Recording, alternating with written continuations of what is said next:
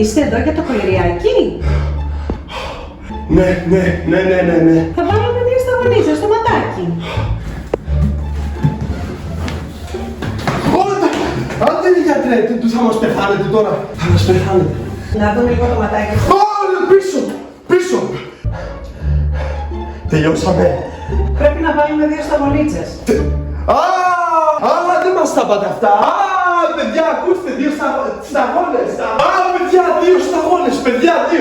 Παιδιά, μας τρελαθούμε. 2 σταγόνες, θα τρελαθούμε.